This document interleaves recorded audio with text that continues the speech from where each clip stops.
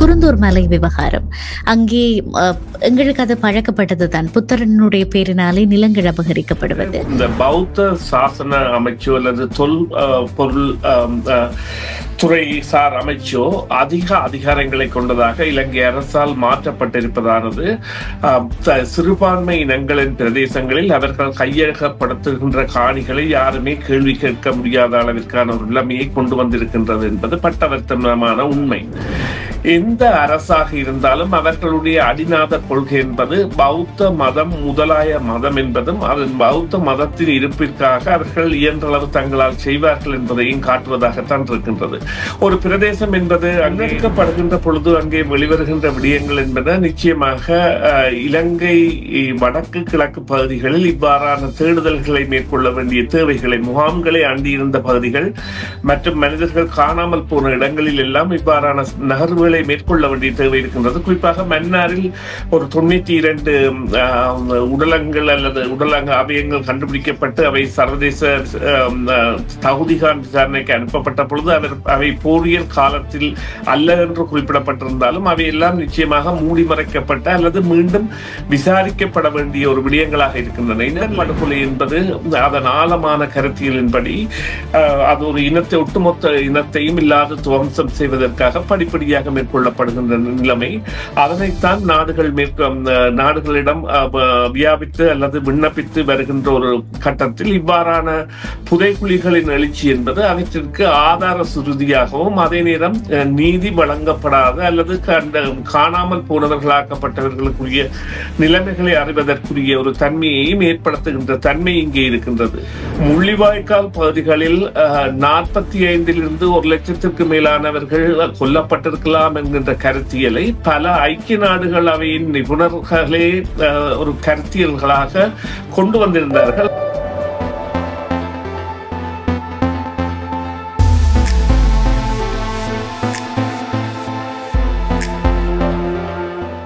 FM 101.3 அலைவரிசையில் CMR Tamil FM கேட்டுக்கொண்டிருக்கிறீர்கள். நேரம் 10:30 ஆகி இருக்கிறது.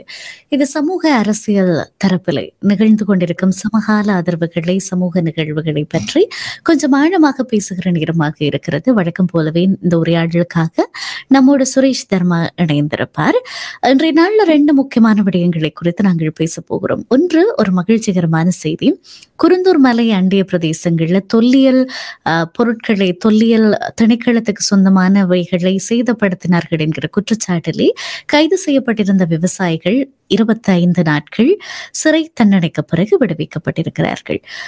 ஒரு பக்கம் நீதி வென்றது என்று மகிழ்ச்சியாக இருந்தாலும், இன்னொரு பக்கம் தன்னுடைய சொந்த நிலத்திலே தான் விவசாயம் செய்வதற்கு இன்னொருவரினாலே கைது செய்யப்பட்டு சிறை அனுபவிப்பது என்பது தமிழ் மக்களுக்கே நிகழக்கூடிய ஒரே ஒரு அவலம்.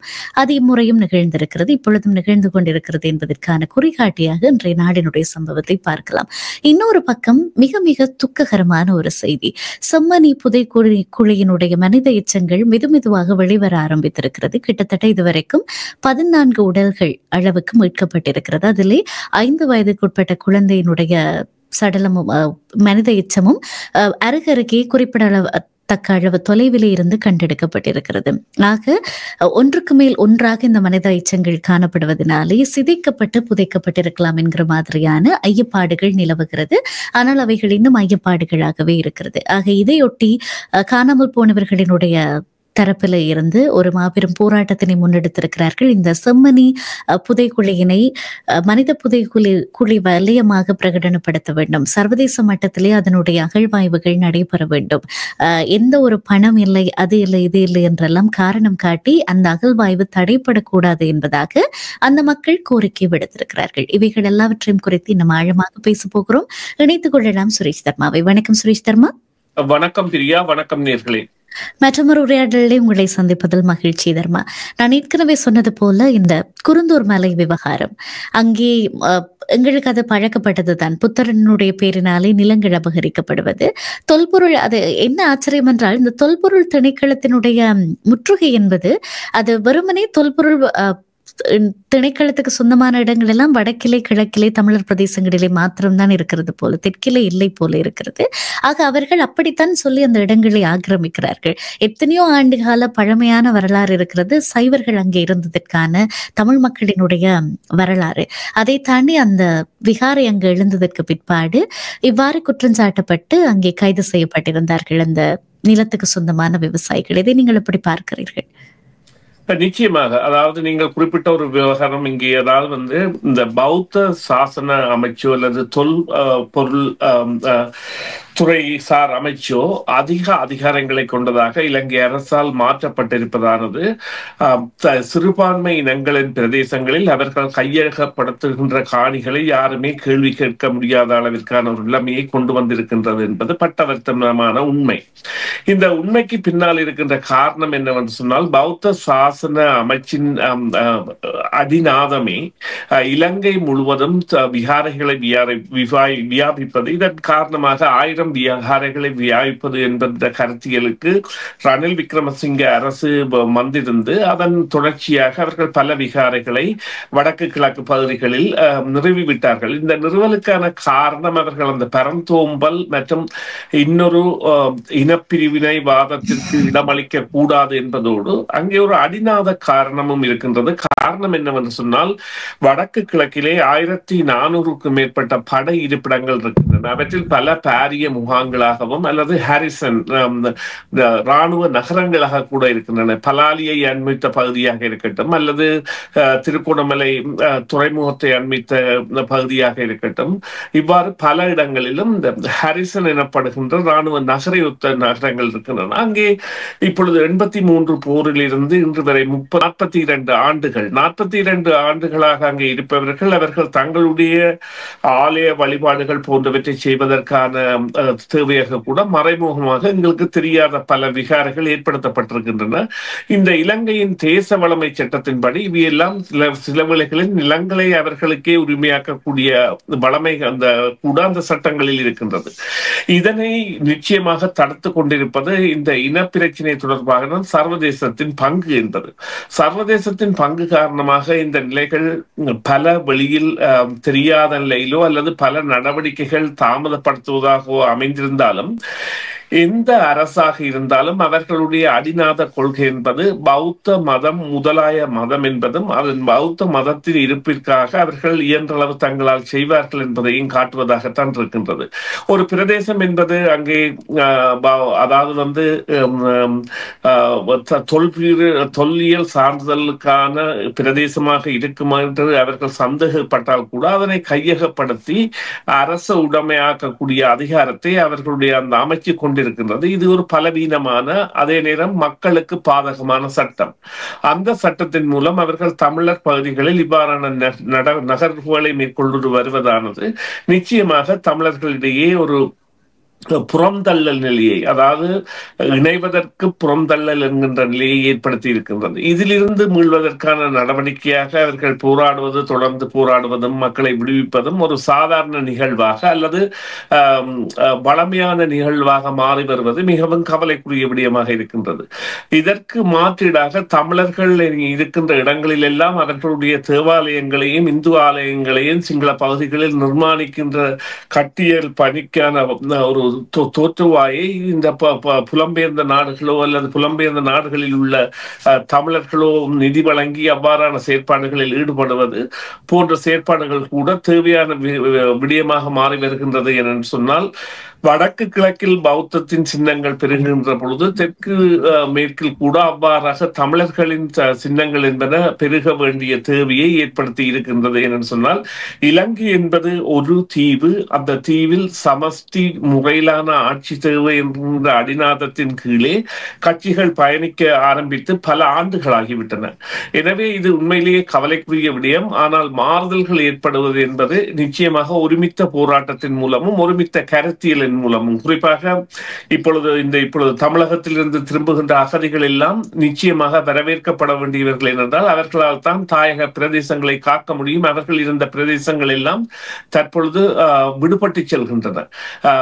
அல்லது அவர்கள் அந்த காணிகளை கையகப்படுத்துகின்ற முயற்சிகளை 5940 ஏக்கர் காணி என்பது சாதாரண காணிகள் அல்ல.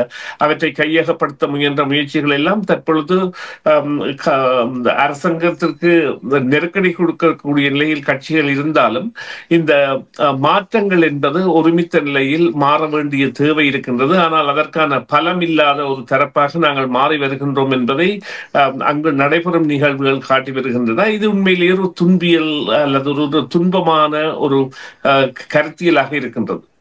நிச்சயமாக உண்மையிலுமே துன்பமான ஒரு விடயம் தான். என்னுடைய சொந்த நிலத்திலே நான் என்னுடைய உழைப்பை பயன்படுத்தி எடுத்துக்கொண்ட ஒரு நிலத்திலே நான் விவசாயம் செய்வதற்கு இன்னொருவர் என்னை கைது செய்து 25 நாள் சிறையிலே அடைப்பார் என்றால் அந்த துர்ப்பாக்கிய நிலைமை வேறு யாருக்கும் வரக்கூடாது. ஆக துர்ப்பாக்கிய வசமாக அதை நாங்கள் தான் அனுபவித்துக் கொண்டிருக்கிறோம். என்று சொல்லுவார்கள், ஒரு பிரபல்யமான ஒரு பழமொழி இருக்கிறது, மற்ற மிருகங்கள் கதை எழுத கற்றுக்கொள்ளும் வரைக்கும் சிங்கம் தான் காட்டுக்கு ராஜாவாக இருக்கும் அப்படி என்று. ஆக அதிலிருந்து நாங்கள் தெரிந்து கொள்ள வேண்டிய மிக ஆழமான ஒரு விடயம் இருக்கிறது. தெற்கிலே நிறையவே இங்கே இந்த வரலாறுகள் நிறையவே திரும்பப்படுத்தப்பட்டு கொண்டிருக்கிறது. எப்படி நிலங்களை அபகரிக்கிறார்களோ அதே போல மிக பூடகமாக இந்த வரலாற்றிலே மாற்றங்களை கொண்டு வர தமிழர்கள் எப்படி இலங்கைக்குள்ளே வந்தார்கள் என்று புது புது கதைகளை எல்லாம் புனைந்து தெற்கிலே இருக்கிற சிங்கள மாணவர்கள் மத்தியிலே அதை பரப்புகிறார்கள். ஆக இதை போல ஒரு நஞ்சு செயல் வேறு ஒன்றும் அல்ல. இனி வருகிற எதிர்காலத்திலே இந்த வரலாறு தெரிவுபடுத்தப்படுவது என்பது மிக ஆபத்தான கட்டங்களுக்கு நம்மை இன்னும் விட்டு செல்லுகின்ற ஒன்றாக இருக்கும். ஆக இந்த காலகட்டங்களிலே தான் நம்முடைய கதைகளை நாங்கள் நம் மொழியிலே மாத்திரமே சொல்லாமல் சிங்களம், ஆங்கிலம் இப்படி புரியக்கூடிய பல மொழிகளிலே அங்கே கொண்டு சேர்க்க வேண்டிய கடப்பாடும் நமக்கு இருக்கிறது. ஆக இது போக இந்த செம்மணி புதைகுழி விவகாரம் குறித்து உங்களுடைய கருத்து என்ன? இது உண்மையிலே இப்பொழுது ஒரு 9 ஆண்டுகள் அல்லது 10 ஆண்டுகள் கிடப்பில் போடப்பட்ட ஒரு விடயமாகவும், அல்லது 7 பேர் அந்த கிரிசாந்தி என்பவர் என்ற மாணவியின் கொலை காரணமாக கைது செய்யப்பட்டு அவர்களுக்கான தண்டனைகள் வழங்கப்பட்டதாக இருக்கலாம். அதிலிருந்து இந்த நிகழ்வு தொடர்ந்து நடைபெற வேண்டும் என்கின்ற நிலைமை இருந்த பொழுதிலும் அதற்கான முன்னெடுப்புகள் என்பன எடுக்கப்பட முடியாத நிலையில் அல்லது தவிர்க்கப்பட்டு வந்திருந்த நிலையில் தற்பொழுது அது முன்னெடுக்கப்படுகின்ற பொழுது அங்கே வெளிவருகின்ற விடயங்கள் என்பன நிச்சயமாக இலங்கை வடக்கு கிழக்கு பகுதிகளில் இவ்வாறான தேடுதல்களை மேற்கொள்ள வேண்டிய தேவைகளை, முகாம்களை அண்டியிருந்த பகுதிகள் மற்றும் மனிதர்கள் காணாமல் போன இடங்களில் எல்லாம் இவ்வாறான நகர்வுகளை மேற்கொள்ள வேண்டிய தேவை இருக்கின்றது. குறிப்பாக மன்னாரில் ஒரு 92 உடலங்கள் அல்லது உடலங்க அவயங்கள் கண்டுபிடிக்கப்பட்டு அவை சர்வதேச தகுதிகான் விசாரணைக்கு அனுப்பப்பட்ட பொழுது அவை போரியல் காலத்தில் அல்ல என்று குறிப்பிடப்பட்டிருந்தாலும் அவையெல்லாம் நிச்சயமாக மூடி மறைக்கப்பட்ட அல்லது மீண்டும் விசாரிக்கப்பட வேண்டிய ஒரு விடயங்களாக இருக்கின்றன. இந்த நிலையில் யாழ்ப்பாண இடப்பெயர்வு நடைபெற்ற 94-95 ஆண்டு கால பகுதியில் இந்த நாவற்குழி கைதடி பாலத்தை தாண்டுவதற்காக மக்கள் எவ்வளவு பெரியதொரு துன்பியல் நிலையில் சென்றிருந்தார்களோ அதன் பொழுது அங்கே கடக்க முடியாமல் தப்பி வந்தவர்களில் பலர் கூட இவ்வாறு சென்றிருக்கலாம், இறந்திருக்கலாம். எனவே அந்த பிரதேசம் முழுவதுமாக தேடப்பட வேண்டிய தேவை ஒன்று ஏற்பட்டிருக்கின்றது. இங்கே இந்த தேவைகளுக்கான அந்த மனித உரிமை குரல்களாக எங்களால் அதாவது அந்த அதற்குரிய ஆதரவு தளம் என்பது நாங்கள் இப்பொழுது இன படுகொலை என்பதையும் இன அழிப்பு என்பதையும் இன வழிப்பு என்று கூட நாங்கள் சில இடங்களில் பதாதைகளில் பார்க்கக்கூடியதாக இருக்கின்றது. அல்லது இனப்படுகொலை என்கின்ற மைய பொருளை இல்லாமல் நினைவாலயங்களில் அது இன வழிப்பு அல்லது இன அழிப்பு என்கின்ற நிலையில் கருத்தியல்கள் எல்லாம் மாற்றம் பெறுகின்றன. உண்மையிலேயே இனப்படுகொலை என்பது அதன் ஆழமான கருத்தியலின்படி அது ஒரு இனத்தை, ஒட்டுமொத்த இனத்தையும் இல்லாத துவம்சம் செய்வதற்காக படிப்படியாக மேற்கொள்ளப்படுகின்ற நிலைமை. அதனைத்தான் நாடுகளிடம் வியாபித்து அல்லது விண்ணப்பித்து வருகின்ற ஒரு கட்டத்தில் இவ்வாறான புதைக்குழிகளின் எழுச்சி என்பது அவற்றிற்கு ஆதார சுருதியாகவும் அதே நேரம் நீதி வழங்கப்படாத அல்லது காணாமல் போனவர்களாக்கப்பட்டவர்களுக்குரிய நிலைமைகளை அறிவதற்குரிய ஒரு தன்மையையும் ஏற்படுத்துகின்ற தன்மை இங்கே இருக்கின்றது. இதில் குறிப்பாக கவனிக்கப்பட வேண்டிய விடயம் என்னவென்று சொன்னால், இந்த விவகாரங்களில் ஈடுபடுகின்றவர்கள் அல்லது இலங்கை விவகாரத்தில் தமிழர்களுக்கு இடம்பெற்ற நிகழ்வுகளில் அக்கறை உள்ளவர்கள் உண்மையானவர்களாக இருந்தால் அவர்கள் ஒருமித்து பயணிக்க வேண்டிய தேவையை இது மீண்டும் மீண்டும் சுட்டிக்காட்டி நிற்கின்றது. குறிப்பாக இப்படி பார்க்கலாம். இந்த தேவைகளை தங்களுக்குரியதாகவும் அல்லது போராட்ட களத்திலே ஆதரவாக நின்றவர்களே அதை இனப்படுகொலை என்று சொல்பவர்களாகவும் மாறி வருகின்ற பொழுது மற்றவர்கள் அதிலிருந்து புறந்தள்ளப்பட்டு அவர்கள் பல்கலைக்கழகங்களில் கதிரைகளை அமைப்பதற்காகவும், அதாவது தமிழ்ச்சியர் எனப்படுகின்ற தமிழ் இருக்கைகளை அமைப்பதற்காகவோ அல்லது கேளிக்கைகளை நடத்துவதற்காகவோ அல்லது வேறு நாடுகளின் நிகழ்வுகளுக்காக காசு கொடுப்பதாகவோ, அண்மையில் ஒரு அதாவது தர்ம ஸ்தாபனம் ஒன்று கனடாவில் பதிவு செய்யப்பட்டது. அவர்கள் ஆப்பிரிக்காவிற்கு உதவுவதாக இருக்கின்றது தமிழர்களுடைய ஒரு ஸ்தாபனம் ஒன்று. அவ்வாறாக அவர்கள் எல்லாம் புறந்தல்களுக்கு உள்ளாகப்படுவது உரிமை கூறல் அல்லது மற்றவர்கள் இதற்கு தலையிடக்கூடாது என்கின்ற ஒரு மமதை போக்கு, இவையெல்லாம் தேசியத்திற்காக போராடி தங்கள் இன்னுயிரை ஈர்த்தவர்களையும் அதன் வழி சென்றவர்களையும் அவமதிப்பதாகவும் தங்களுக்காக இந்த இனப்படுகொலை என்பதை பிரச்சாரம் செய்வதாகவும் மாறி வருகின்றது. இப்போது இவ்வாறு கூறலாம். பகிரங்கமாகவே இப்பொழுது கனடாவில் ஒரு கருத்து எழுந்துள்ளது, தாங்கள் லெகசியாக எடுக்கின்றோம் என்று. அதாவது தங்களுடைய ஒரு அரசியல்வாதியை சந்திக்கின்ற பொழுது கருத்தியலாக அங்கு இனப்படுகொலை நடந்தது என்று அதன் மூலம் தங்கள் வளர்ச்சியையும் தங்களுக்கான சுயநலங்களையும் பேணுபவர்களாக மாறி வருகின்ற ஒரு சமுதாயத்தை கட்டியமைக்கின்ற செயற்பாடுகள் இடம்பெறுகின்றன. இவ்வாறு இருக்கக்கூடாது. நிச்சயமாக இந்த செயற்பாடுகள் எல்லாம் இலங்கை நோக்கியதாக ஒருமித்து பயணிப்பதாகவும் ஒருமித்த கருத்தியலுக்குள் ஈடுபடுவதாகவும், அவர்கள் மாறுபட்ட கருத்துக்களை கொண்டவர்களாக இருந்தாலும் சில இடங்களில் ஒன்று சேர்ந்து செல்கின்ற தன்மை ஒன்றை ஏற்படுத்த வேண்டிய தேவையை இப்பொழுது இந்த செம்மணி விவகாரம் காட்டி நிற்கின்றது. இங்கே செம்மணி மாத்திரமில்லை, இது போன்ற இவ்வாறு கூறுங்கள். முள்ளிவாய்க்கால் பகுதிகளில் 45 1 லட்சத்திற்கு மேலானவர்கள் கொல்லப்பட்டிருக்கலாம் என்கின்ற கருத்தியலை பல ஐக்கிய நாடுகள் அவையின் நிபுணர்களே ஒரு கருத்தியல்களாக கொண்டு வந்திருந்தார்கள். சாட்சியங்களாக மக்கள் அங்கே இராணுவத்தினர் கட்டி வைத்து சுடப்படுவது போன்றவற்றையெல்லாம் கொண்டு வந்திருந்தார்கள். இந்த விடயங்களை எல்லாம் ஆராய்வதற்கான தேவையை அல்லது அங்கே ஒரு ஆராய்ச்சியை, இவ்வாறான ஒரு ஆராய்ச்சியை ஏற்படுத்துவதற்கான தேவையை அழுத்தம் கொடுப்பதற்கான தலைமைகள் இருக்கின்றனவா என்றால் அது கேள்விக்குறியாக இருக்கின்றது. ஏனென்றால் பிளவுபட்ட நிலையில் இருக்கின்ற இனம் தன்னை புலம்பெயர வைத்த ஒரு தலைமைக்கு, அதாவது ஒரு மக்கள் குழுமத்திற்கு செய்கின்ற ஒரு துரோகமாக இருக்கும். அவர்கள் தங்களை ஆக்கியதன் விளைவாகத்தான் இவ்வாறு ஒரு புலம்பெயர்ந்த பரம்பல் என்பது இடம்பெற்றது.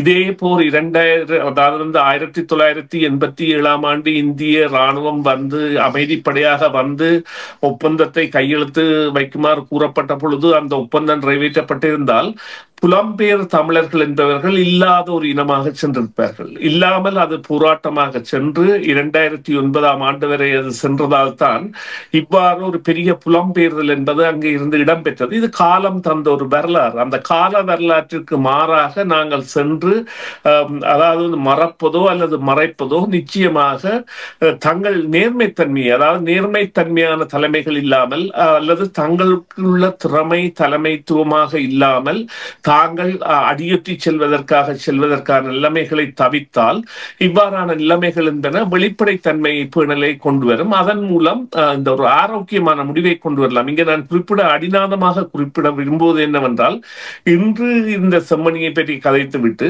நாங்கள் எவ்வாறு ஒரு 9-10 வருடங்களுக்கு முதல் கதைத்ததை மறந்தோமோ அல்லது 95ஆம் ஆண்டு 96ஆம் ஆண்டு நடந்த அந்த கிரிசாந்தி கொலை என்பது 7 பேரை காப்பாற்றுவதற்காக 100க்கும் மேற்பட்ட சட்டத்தரணிகள் வந்த பொழுதும் அது நிறைவேறாமல் போய் அவர்களுக்கான தண்டனைகள் வழங்கப்பட்டு அதை மறந்தோமோ, அதுபோல இது மறக்கப்பட்ட ஒன்றாக மாறிவிடும்.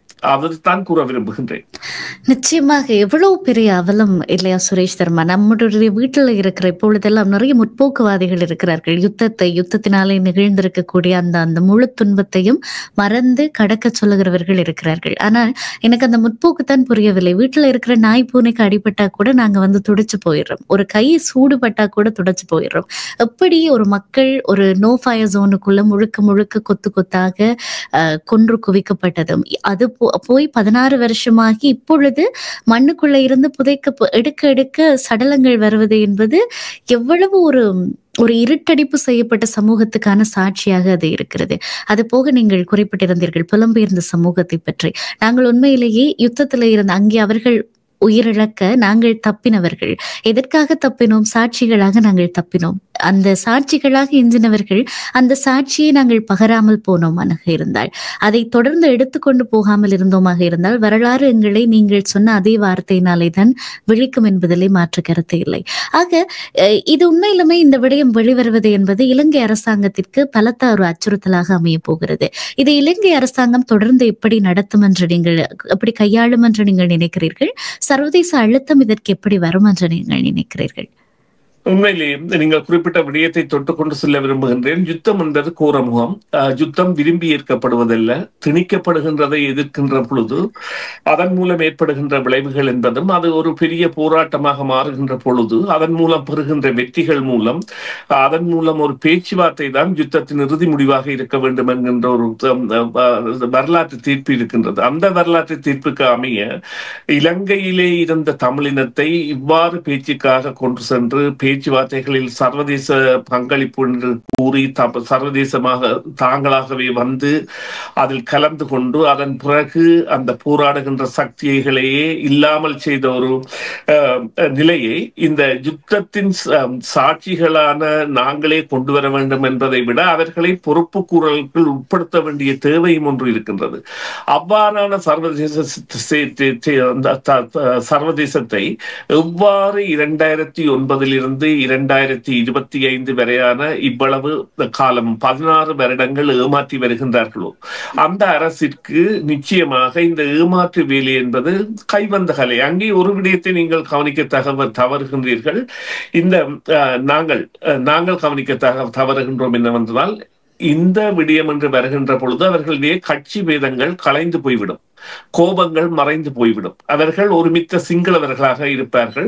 எனவே அவர்கள் ஆலோசனைகளை எல்லாம் பெறுவார்கள். அது ரணில் விக்ரமசிங்காவாக இருக்கட்டும் அல்லது வேறு ஒருவராக இருக்கட்டும், அவர்கள் கொடுக்கின்ற ஆலோசனைகளை பெறுவார்கள். அல்லது வெளிநாட்டு ஆலோசகர்களை கூட, எரிக் சொல்கைமே கூட ஆலோசகராக மாற்றக்கூடிய, சமாதான பேச்சின் தூதுவனை கூட தங்களுடைய ஆலோசனையாக மாற்றக்கூடிய சேவைக்கும் அவர்கள் செல்வார்கள்.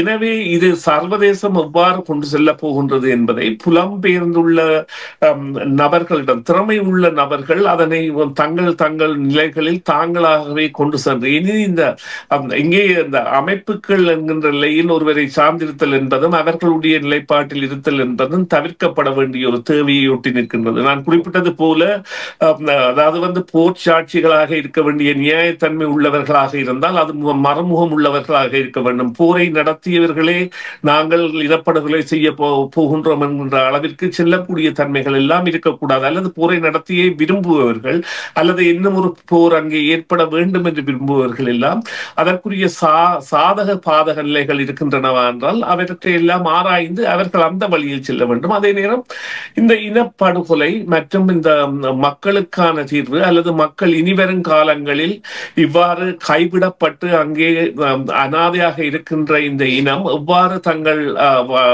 வழியை கொண்டு செல்லும் என்கின்ற தேவைகளை எல்லாம் ஆராய்ந்து அவர்களுக்குரிய உதவிகளை கொடுக்க வேண்டிய இனம். இதை நாங்கள் மீண்டும் மீண்டும் இங்கே சொல்கின்ற விடயம் என்னவென்றால், கனடா போன்ற நாடுகள் எல்லாம் தற்பொழுது கைவிடப்பட்டிருக்கின்ற இந்த போராளிகள் இப்பொழுது, அதாவது போர் வீரர்களுக்கான உதவிகளை அரசு வழங்கி கொண்டிருக்கின்றது, அல்லது போரில் பாதிக்கப்பட்ட மக்களுக்கான சிங்கள மக்களுக்கான உதவிகளை எல்லாம் வழங்கி கொண்டிருக்கின்றது. மறுபக்கமாக நீங்கள் கூறிய காணாமல் போனோர் தங்கள் கதியற்றவர்களாக இருக்கின்றார்கள். அதே நேரம் போரில் பாதிக்கப்பட்ட தரப்பு தங்களுக்கான குரலே அடக்கப்பட்டு மௌனிக்கப்பட்டவர்களாக இருக்கின்றார்கள்.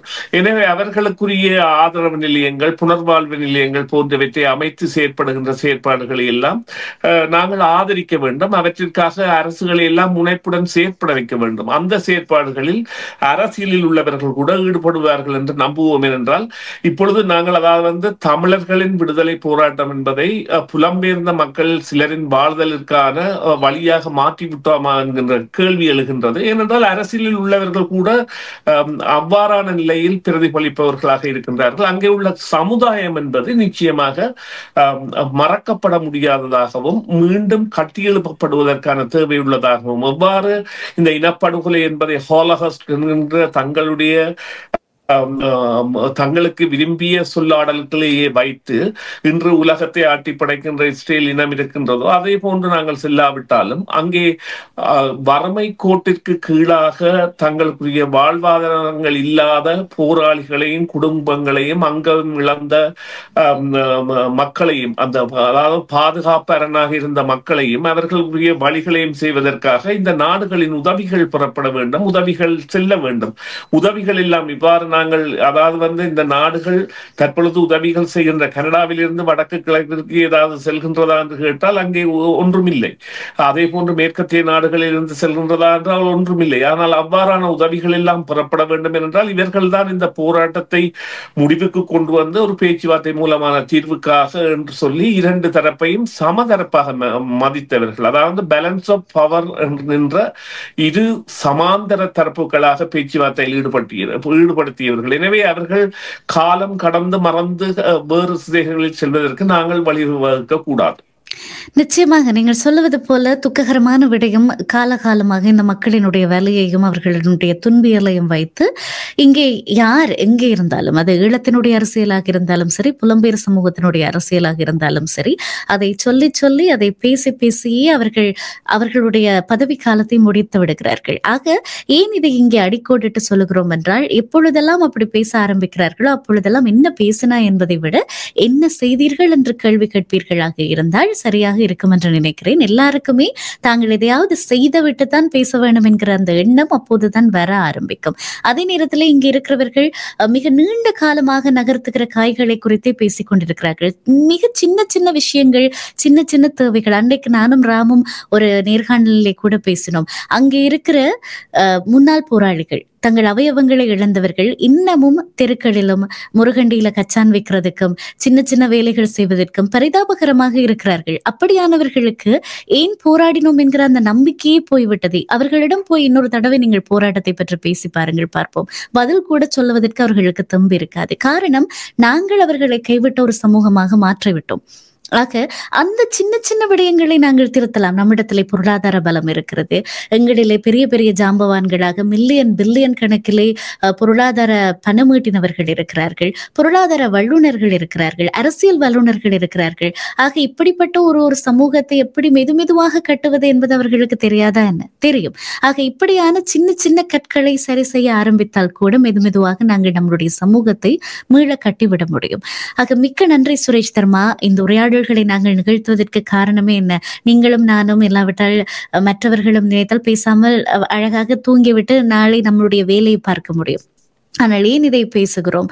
இப்படி நம்முடைய கண்ணுக்கு முன்பதாக இன்றைக்கெல்லாம் செம்மணி புதைக்குழியினுடைய புகைப்படங்களை பார்க்கிற போது நிம்மதியாக மனம் நிறைய சாப்பிடக்கூட முடியவில்லை. அந்த அளவு ஒரு பாரமும் துக்கமும் மனதை அடைக்கிறது.